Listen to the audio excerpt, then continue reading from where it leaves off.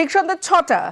News 18 Bangla জেলা থেকে সরাসরি শুরুতেই দুর্গাপুরের খবরের দিকে নজর রাখতেই হবে, কারণ দুর্গাপুরে ডাক্তারি পড়ুয়াকে গণধর্ষণ, বেসরকারি মেডিকেল কলেজের ছাত্রীকে গণধর্ষণ। রাতে বন্ধুর সঙ্গে ক্যাম্পাসের বাইরে যান ওই ছাত্রী।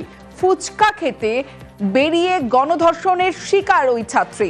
জঙ্গলে নিয়ে গিয়ে গণধর্ষণের অভিযোগ। দ্বিতীয় বর্ষের ডাক্তারি পড়ুয়াকে গণধর্ষণের অভিযোগ নির্যাতিতা ওড়িশার জলেশ্বরের বাসিন্দা, যেমনটা জানা যাচ্ছে। কটায় খবর পেলেন? রাত্রি 10টার সময়। কে ফোন করেছিল? তার বন্ধু আমাকে ফোন করেছিল। এখানে 9:30-9টার মধ্যে একজন ছেলে ও বললো গুপচুপ খাওয়া, চলো দেখি, সেদিকে ভুলে ওকে নিয়ে গেছে। যখন 3জন লোক এসে গেছে, ও ছাড়িয়ে সেখানে ওকে পালিয়ে এসেছে। তার মধ্যে একজন ওকে রেপ করেছে, ওদের মোবাইল ছড়ে নিয়েছে। তারপরে 3000 টাকা দিলে মোবাইল দিব বললো, তার কাছে 200 টাকা ছিল, ও 200 টাকাও ছড়ে নিয়েছে। ছেলেটা কে হয়? ছেলেটা তার ক্লাস ফ্রেন্ড হয়, সম্ভবত এই ছেলেটা জড়িত আছে।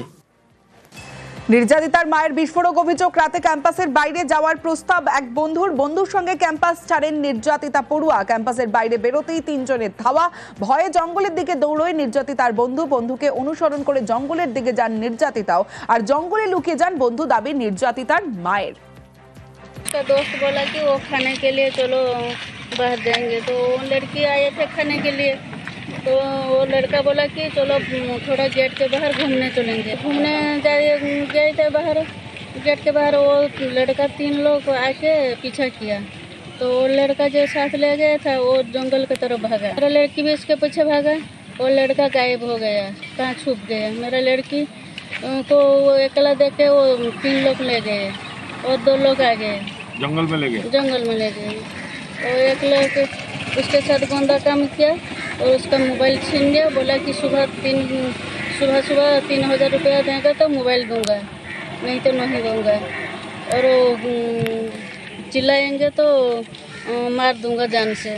और फिर घूर के आया वो लड़के के साथ, वो 5 लोग बात कर रहे थे। तोरा दोस्त को बोला तो हम लोग छोड़ देंगे तुझे। वो लड़का नहीं गया, तो 10-15 मिनट के बाद गया तो वो लड़का लोग भाग गए। उसको, मेरे लड़की को छोड़ के भाग गए। पहचान पाया वो बाहर का लोग। দুর্গাপুরে ডাক্তারি পড়ুয়াকে গণধর্ষণ, আর এই গণধর্ষণে ইতিমধ্যে আটক করা হয়েছে নির্যাতিতার ডাক্তারি পড়ুয়ার সেই বন্ধুকে। সরাসরি চলে যাব, অর্পণ রয়েছে আমার সঙ্গে, অর্পণের সঙ্গে কথা বলবো। অর্পণ, ঘটনাটা ঘটেছে অনেকটা সময় পেরিয়ে গেছে, এখনো পর্যন্ত তদন্তে কি আপডেট এবং বিভিন্ন জায়গায় বিক্ষোভও আমরা দেখতে পাচ্ছি, জানতে পাচ্ছি, এই মুহূর্তের আপডেটটা দাও।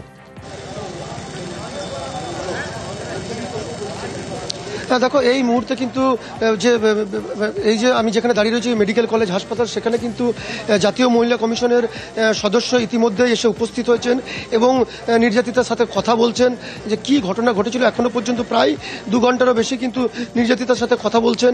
এবং যেটা পুলিশি তদন্ত, যেটা পুলিশ তদন্ত শুরু করেছে, অর্থাৎ যেখানে যে জায়গায় নির্যাতন করা হয়েছিল, যে জঙ্গল, সেখানেও কিন্তু পুলিশ গিয়ে সেখানে কিন্তু নমুনা সংগ্রহ করেছে এবং ইতিমধ্যেই গোটা ঘটনায় তার যে বন্ধু, সেই বন্ধুকে আটক করেছে।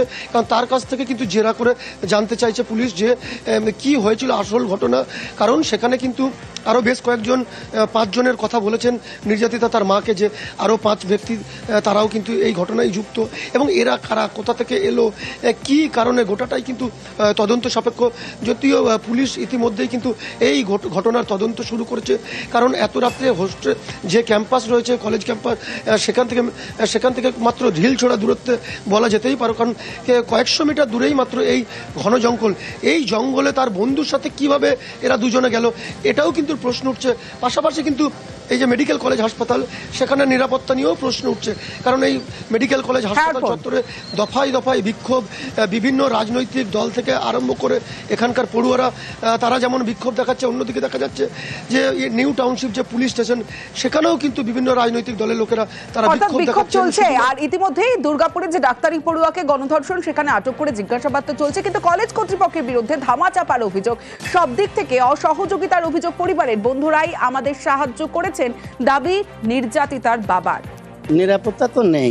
আমি যখন আসি কিছু সাপোর্ট আমাকে নেই, যাও ভগবান কৃপায় ওই বন্ধুগুলো আছে আমাকে বিশাল সাপোর্ট করেছে। কিছু রেসপন্স, যে এখানে একটা ঘটনা ঘটেছে, কিছু নেই, কিছু গুরুত্ব নেই। আমি যদি যেতেও ছাড়ছে না, সব দিকে পুরা বন্ধ। চাপা তো চেষ্টা করছে ওরা। বন্ধুগুলো যদি না থাকতো আমাকে তো মেরে দিত। আমারও জীবন প্রতি সিকিউরিটি নেই, যা দেখলাম এখানে সিস্টেম কিছু নেই, নো রেসপন্স। একটা গার্ডিয়ান আসছে, অত বড় করে সংবেদনশীল ঘটনা ঘটেছে, একটু রেসপন্স থাকতো, কিছু না ভাই। অন্যদিকে আইকিউ সিটি মেডিকেল কলেজ কর্তৃপক্ষের দাবি, গতকাল রাত 7:58 দুজন পড়ুয়া ক্যাম্পাসের বাইরে যান। তাদের একজন রাত 8:42 ফেরেন। কলেজের মূল গেটের বাইরে 5-6 মিনিট থেকে আবার রাত 8:48 বেরিয়ে যান। তারপর দুজনেই ফেরেন রাত 9:29 নাগাদ। নির্যাতিতা রাত 9:31 গার্লস হস্টেলের দিকে রওনা দেন। পরে জানা গেছে ক্যাম্পাসের বাইরে থাকার সময় নির্যাতিতার শারীরিক অত্যাচারের শিকার হন নির্যাতিতা, এবং যেটা নির্যাতিতা নিজেই অভিযোগ জানিয়েছেন। আর ঘটনা জানার পরেই নির্যাতিতাকে হাসপাতালে ভর্তি করা হয়।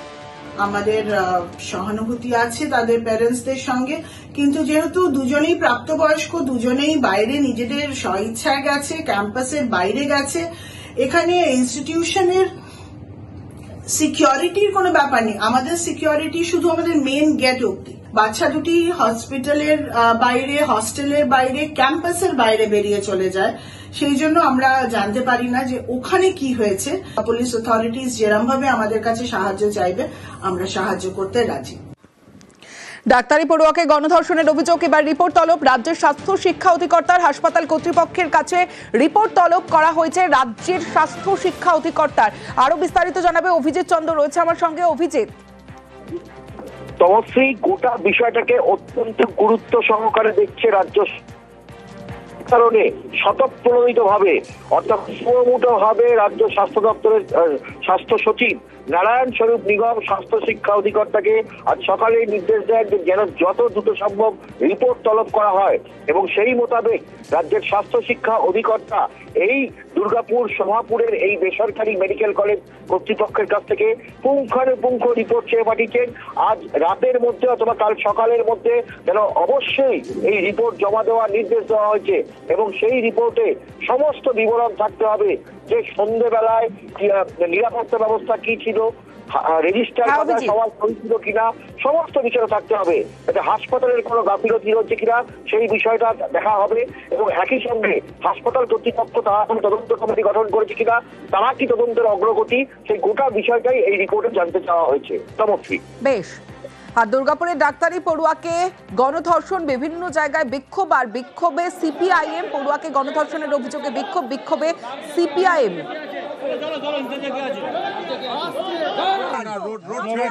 অন্যদিকে ডাক্তারি পড়ুয়াকে গণধর্ষণের অভিযোগে থানা ঘেরাও বিজেপির। দুর্গাপুর টাউন থানায় বিজেপির বিক্ষোভ, এবং রাস্তায় বসে, থানার সামনে রাস্তায় বসে বিক্ষোভ বিজেপি কর্মী সমর্থকদের, এবং নিউ টাউন থানায় বিজেপির বিক্ষোভ, সেই ছবি আপনাদের দেখাচ্ছি।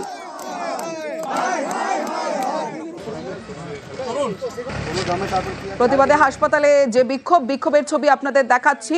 অন্যদিকে ডাক্তারি পড়ুয়াকে গণধর্ষণ, বেসরকারি মেডিকেল কলেজের পড়ুয়াকে গণধর্ষণ, নির্যাতিতার বাবার সঙ্গে ফোনে কথা বলেন শুভেন্দু অধিকারী। আপনাকে প্রাইমারি মেডিকেল রিপোর্ট দিয়েছে? প্রাইমারি মেডিকেল রিপোর্ট আমাকে কিছু তো দেয়নি, রবিদা দিয়েছি, দেবে ওরা দিবে বলেছে। এই ফ্যাক্টটা তো হয়েছে, হ্যাঁ, যে ছেলেটা ওর বন্ধু সঙ্গে ছিল। হ্যাঁ ছিল, ওকে কি অ্যারেস্ট করেছে বলে থানাওয়ালা বললো, আটক রাখা হয়েছে। বলছে চিকিৎসার জন্য যদি কিছু ব্যবস্থা করতে হয় আমাকে জানাবেন। হ্যাঁ, চিকিৎসা তো চলছে। আপনি যদি চিকিৎসায় ওখানে স্যাটিসফাইড না হন, তাহলে প্রাইভেট হসপিটালে কলকাতায়, এখানে তো চিকিৎসা চলছে, এখন স্টেবল নেই এখন। হ্যাঁ, আপনি দেখে নেন। আর এই গণধর্ষণের অভিযোগ ঘিরে চাপানোতর তুঙ্গে।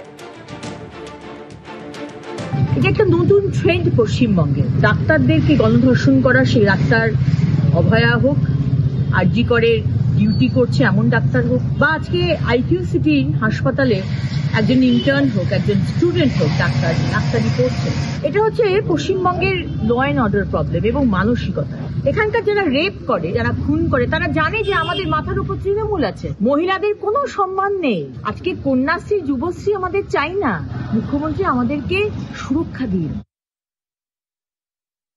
এইটা একটা সামাজিক অপরাধ যেটা হয়েছে, তাতে পুলিশ তদবির করবে। এখানে রাজনীতি করার কোনো জায়গা আছে? আর যদি রাজনীতি এবং রাজনৈতিক মন্তব্য কেউ রাখে, তাহলে তাদেরকে ওকে বলুন উড়িষ্যাতে পরপর ওই মেয়েগুলো গায়ে আগুন কেন দিল, তাদের উপরে যে অপরাধ হয়েছে সেটা নিয়ে তাদের কি বক্তব্য? যারা মণিপুরে কিছু বলে না, মুখে কুলুপ দেয়, বাংলা বিজেপিকে বলুন দোকানটা বন্ধ করুন। বাবা মা জানেন, আশ্বস্ত হয়েছেন যে পুলিশ ইনভেস্টিগেশন করছে। এবার আসছে অন্যান্য খবরে। স্ত্রীকে খুন করে থানায় শিক্ষক, রক্তমাখা হাত নিয়ে থানায় স্বামী। দুর্গাপুরের ধোবিঘাটের ঘটনা। শুক্রবার সন্ধ্যায় স্ত্রীকে খুনের অভিযোগ, ধারালো অস্ত্র দিয়ে কুপিয়ে খুনের অভিযোগ। স্ত্রীকে খুনের অভিযোগে গ্রেফতার করা হয়েছে গৃহ শিক্ষককে। এদেরকে কোনোদিন খারাপ কিছু দেখিনি, ঠিক আছে। এমনি তো দেখতাম কাকিমা সকালবেলায় ফুল টুল তুলতো, ঠিক এমনি কথাবার্তা বলতো মাঝে সাথে, কি লোকটা অতটা কথা বলতো না। কাকিমার সাথে যেমন মাঝে সকালটালে আমরা কাজে টাজে বেরোতাম, এমনি দেখা ওটা ফুল টুল তুলতো। এ তো শুনে তো অবাক, কারণ আমি এরম হয়নি। বলছে কাকু মেরেছে নাকি, বলছে থানায় গিয়ে নাকি স্যালেন্ডার করেছে, এই তো শুনছি, এই তো বলছি।